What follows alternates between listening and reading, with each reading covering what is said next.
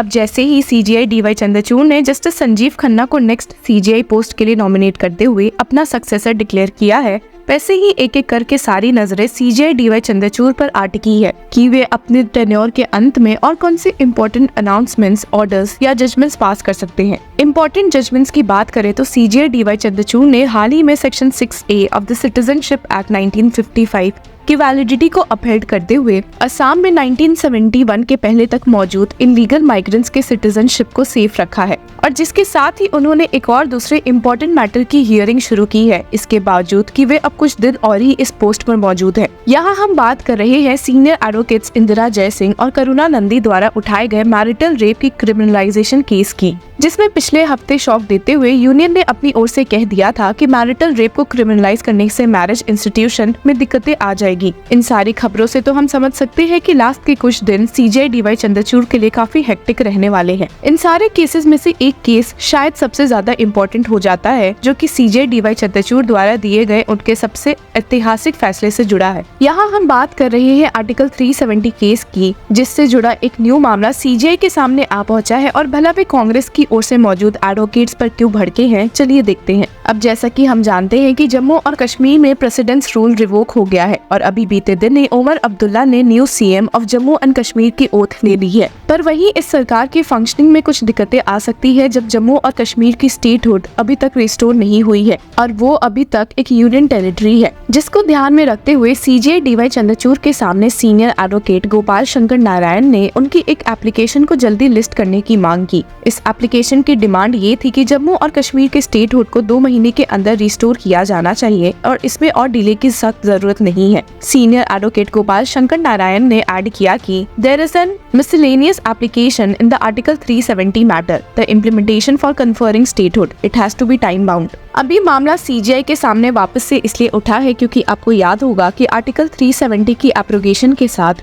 Supreme court ने solicitor general Tushar Mehta के assurance पर सेंटर को जल्दी स्टेट के स्टेटहुड को रिस्टोर करने को कहा था। भले एक टाइमलाइन फिक्स नहीं हुई थी, पर एसजी मेहता को अश्योरेंस दिए हुए 1 साल होने को आया है और अब तो जम्मू और कश्मीर में इलेक्शंस भी हो चुके हैं, तो भला स्टेटहुड मिलने में इतनी देरी क्यों हो रही है। लेकिन एक इंटरेस्टिंग डेवलपमेंट में सीजेआई डीवाई चंद्रचूड़ ने इस केस को लिस्ट करने से अग्री कर लिया है। अब जहां सीजेआई डीवाई चंद्रचूड़ ने इस केस में ये फैसला लिया है, वहीं उनका मूड बहुत खराब दिखा जब कांग्रेस की ओर से कुछ एडवोकेट्स ने हरियाणा असेंबली इलेक्शंस रिजल्ट को चैलेंज किया। ये देखकर तो सीजेआई काफी भड़क गए और फटकारते हुए कह दिया कि you want me to stop the oath of an elected government, I will impose costs on you. हमने वैसे ही देखा है कि कांग्रेस लीडर्स इस मामले में ईवीएम के बैटरी स्ट्रेंथ को भी हाईलाइट करते हुए इलेक्शन कमीशन ऑफ इंडिया को हरियाणा पोस्ट के 20 ऐसे सीट्स के बारे में खबर दे चुके हैं जहां पर उनके कैंडिडेट्स ने टैंपरिंग विद ईवीएम्स के पॉइंट को उठाया है। इस बारे में कांग्रेस लीडर पवन खेरा ने ऐड भी किया था कि we have sent a list of 20 seats to the election commission regarding which our candidates have submitted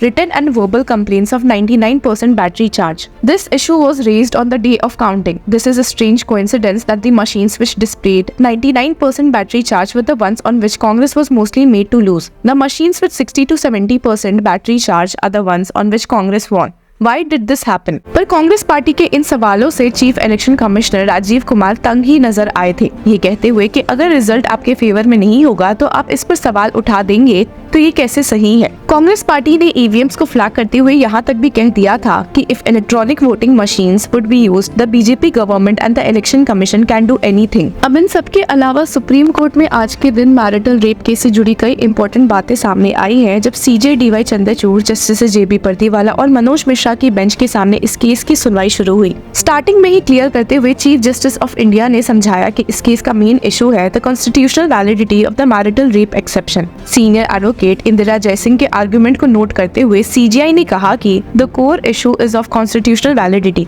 miss Jaising, your argument is that even if the marital rape exception is valid, even then charges can be framed. So first we have to apply our mind to the constitutional validity and then we can get to your arguments. इस मामले में senior advocate Indira Jaisingh ने हालांकि clarify करते हुए बोला कि there is no need to link it with the restitution of conjugal rights, जिससे सीजेआई डीवाई चंद्रचूड़ ने अग्री कर लिया। अब इस केस में सीनियर एडवोकेट करुणा नंदी ने मैरिटल रेप के बैकग्राउंड पर फोकस किया और बताया कि the case began when the All India Democratic Women's Association and another foundation approached the Delhi High Court. Senior advocate Karuna Nundy ने दिल्ली हाई कोर्ट के सामने इस केस को लीड किया था और अब सीजीआई डीवाई चंद्रचूड़ के सामने मौजूद होते हुए उन्होंने समझाया कि section 375 exception 2 of IPC exception if alleged act of rape is between spouses was challenged. It is para material to section 63 of the Bharatiya Nyaya Sanhita.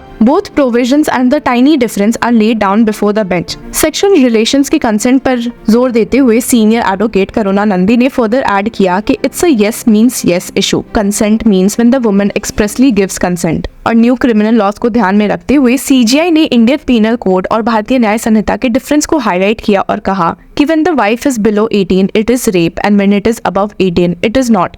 So that is the difference in BNS and IPC. जिससे agree करते हुए senior advocate Karuna Nundy ने आगे state किया कि yes it was held by this court since it was unconstitutional. इस point पर CGI D Y Chandrachud ने फिर आगे कहा कि so the age of 15 in IPC was read to mean 18 as per the Supreme Court judgment.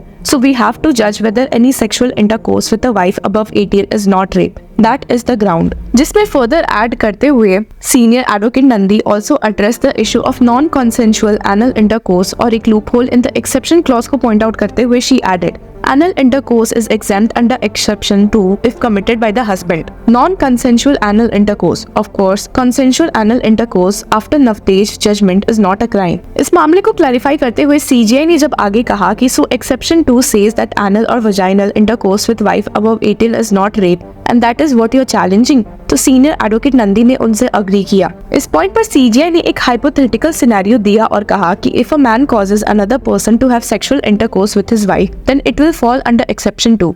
It will definitely constitute an offense. By a man would mean he himself as the husband does it. If the husband causes it to be done, then the person would be guilty of rape. जिसमें अपनी बात रखते हुए senior advocate Nandi ने आगे add किया कि it will turn on whether the act of abetment is sexual or not. हालांकि इस पॉइंट पर सीनियर एडवोकेट नंदी से सवाल करते हुए जस्टिस जेबी परदीवाला मौजूद दिखे हैं, जिन्होंने कहा कि suppose a husband forces wife to act as per clause D of section 375 IPC which says that it is rape if a man forcefully applies his mouth to the vagina, anus, urethra of a woman or makes her to do so with him or any other person, will he husband be covered under exception 2 marital rape exception? No, he will not. जिससे senior advocate Nandi ने तो disagree किया, पर court ने उन्हें समझाते हुए कहा know that is an incorrect reading. अब इस मामले की हियरिंग में और क्या लेटेस्ट अपडेट्स आ सकते हैं, उससे जुड़े रहने के लिए कीप फॉलोइंग लॉ चक्र।